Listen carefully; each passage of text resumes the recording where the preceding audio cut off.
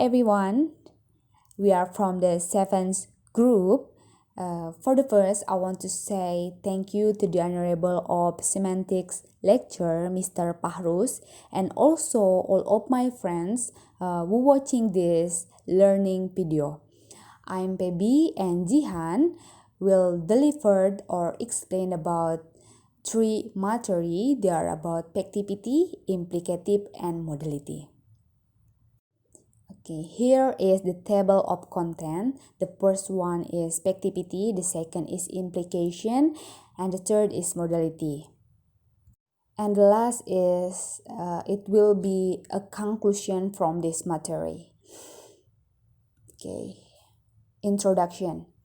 The present chapter explores the notion of presupposition further, considering the notion of existence, possession, position, and occurrence.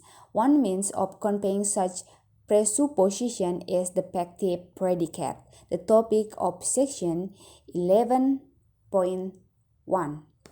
Other predicates imply rather than presuppose the truth of some proposition. They are studied in section 11.2. Sentences often contain information about necessity, possibility, or probability of one or another proposition.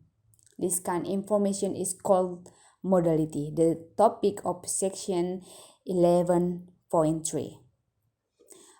Anyway, we took this material from ebook of Introducing English Semantics created by Charles W. Cradler. Okay. Okay, the first one material is about pectivity. A pective predicate has predication as one of its arguments, whether affirmative or negative. It presupposes the truth of that predication. Example: I don't regret that smoking can cause cancer. Or smoking can cause cancer. Smoking can cause cancer is pectivity. Then the next example is I resent John's decision. Or I don't resent John's decision. The pectivity is John decided something. Continue pectivity. The predicates regret and resent are pective, whether are affirmative or negative. They present the following predication as true and not. Pective is not the same as factual. Whether the prediction is true or not can only be determined by investigating events and situations outside language. Pective means that the predication is presented linguistically as being true. And the second material is implication. Other predicates accompanied by embedded sentence, always in reduced form, are implicative predicates. They imply the truth or non-truth of what is said in embedded sentence. Here is the example of implicative predicate. I managed to catch my bus. It means I caught my bus. I didn't manage to catch my bus. I didn't catch my bus. There is implicative. We changed to see your brother. We saw your brother. He chose to wait for us. He waited for us. She remembered to stop at the post office. She stopped at the post office. We didn't happen to see your brother. We didn't see your brother. That's implicative predicates. Okay, thank you, Phoebe, for your explaining. Now let's move to the next material. The next material is about modality. modality, we also talk about what may be true or not, what ought to be and what ought not to be, what certain individuals are capable or impossible for them, what obligation we have to do or to refrain from doing.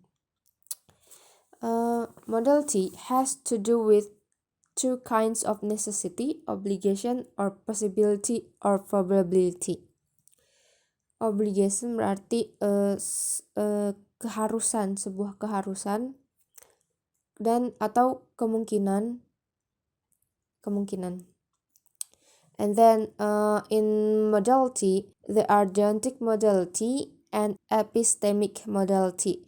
Deontic modality has to do with obligation or the necessity of action or non-action, and epidemic modality is concerned with the possibility, the necessity of existence or non-existence.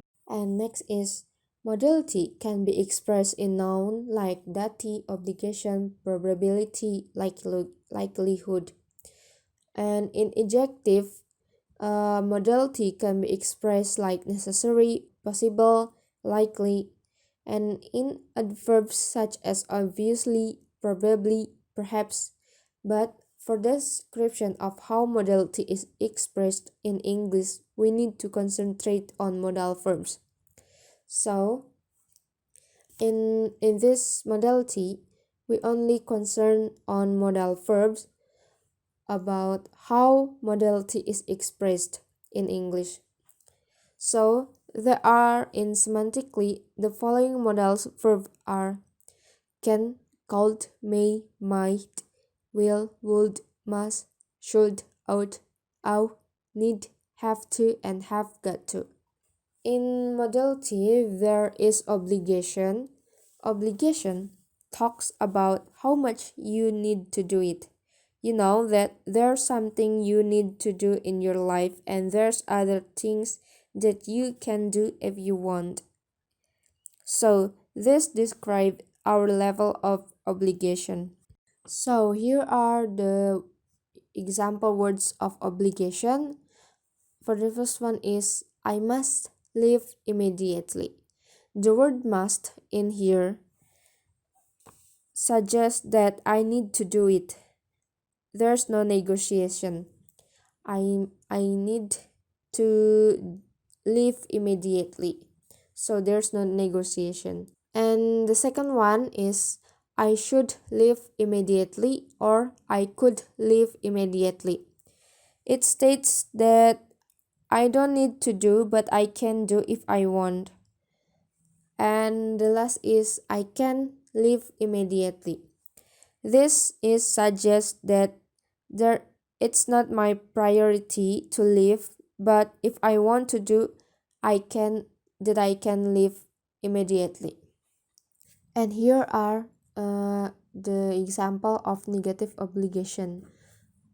The sentence of we mustn't stay here is different meaning from the rest of negative obligation. We mustn't stay here means that we are obliged not to stay here. But the rest of the negative obligation means that we are not obliged to stay here. So that is the difference between the sentence of we mustn't stay here from the rest of negative obligation. To express an obligation that existed in the past, the usual modal verb is have to. Possibility that is subject-centered is expressed with the modal verbs can and may. This can and may can have more than one meaning. For example, Sally can speak 4 languages. It means that she has knowledge and experience. Second example is you may or you may leave the room or you can leave the room means that you have permission to leave the room. The past tense form of my is might, which sometimes express permission at some time in the past but usually only in reported speech. Still in modality, there are examples of deontic modality and examples of epistemic modality. Deontic modality indicates the possibility or necessity in terms of freedom to act.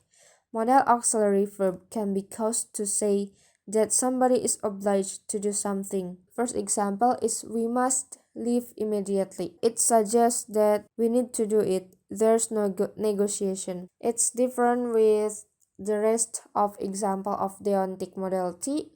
And the next is epistemic modality. Epistemic modality indicates the possibility or necessity of some of knowledge degrees of certainty.